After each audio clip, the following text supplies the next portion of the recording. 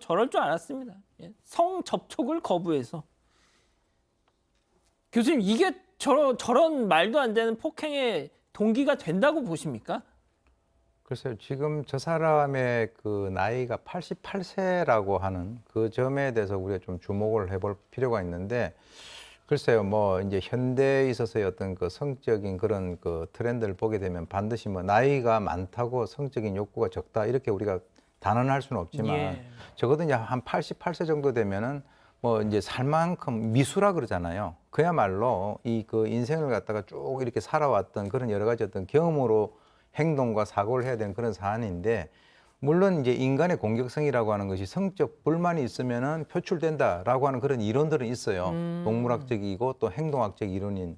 그런데 이제 중요한 것은 뭐 저분하고 두 사람이 뭐 지금 부부로서 몇 년을 살아왔는지는 잘 모르겠으나 평소에 아내를 어떤 대상으로 봤는가라고 하는 것이 굉장히 중요하다는 거죠. 예. 그래서 이제 뭐 범행 동기 수법 이것을 갖다가 분석을 할 때 제가 볼 때는 어떤 그 아내를 하나의 인격체로 대우를 하지 않고 지금까지 어떤 그 성적인 뭐 욕구를 해소하는 그런 수단 이렇게 그 한 것이 아닐까라고 하는 생각이 들고요. 예. 특히 이제 창밖으로 밀게 되면 사실 이 아내라고 하더라도 나이 차가 있어도 60대 아닙니까? 그렇죠. 그러니까 이제 그렇게 되면 뭐 사람이 다칠 수도 있고 죽을 수도 있는 그런 상황인데도 특히 이제 발목을 폭행을 했다는 거는 혹시 자기로부터 도망갈까 봐 그렇게 발목을 폭행을 한 것은 아닐까. 아하. 물론 이제 이 사람은 뭐 또 다른 이유를 대긴 되겠습니다만은 심리적인 그런 측면에서는 옛날에 보면은 뭐 다리 몽댕이를 부러뜨리겠다 뭐 그런 얘기. 그런 어떤 상소리가 있지 않습니까? 예. 그래서 이제 발목을 갖다가 폭행을 한 것으로 저는 그렇게 봅니다. 그렇군요.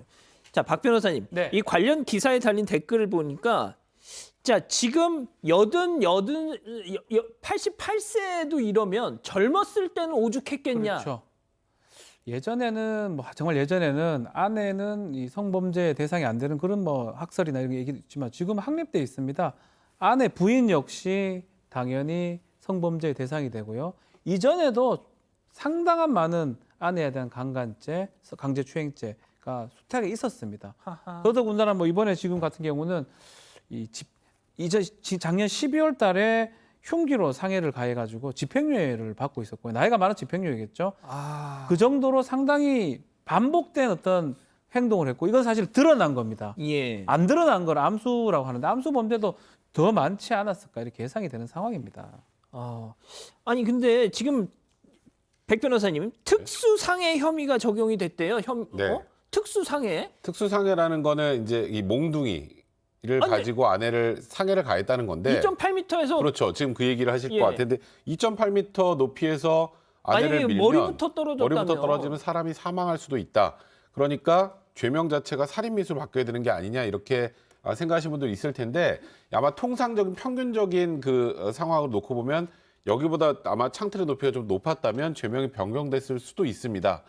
그런데 이제 통상적으로 2.8m 정도 높이에서 떨어지면 사망할 가능성이 그렇게 아주 높다고 판단하지는 않은 것 같아요.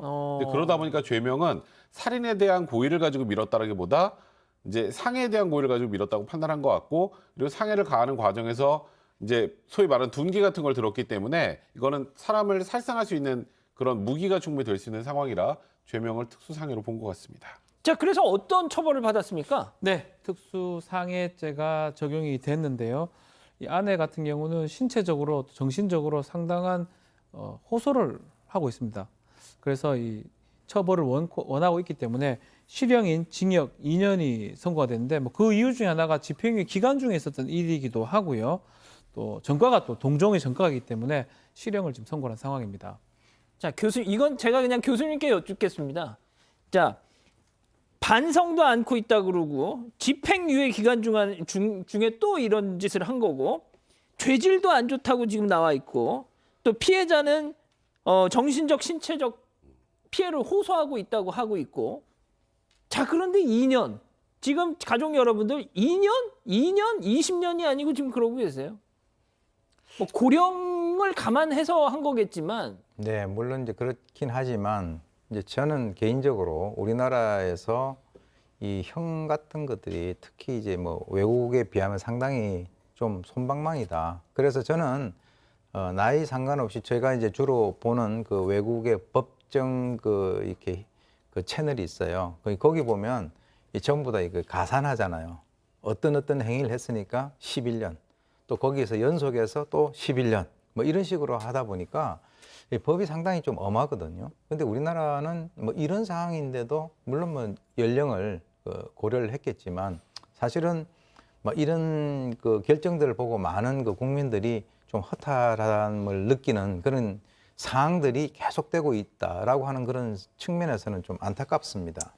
예, 알겠습니다. 첫 번째 재판 이렇게 마무리하고요.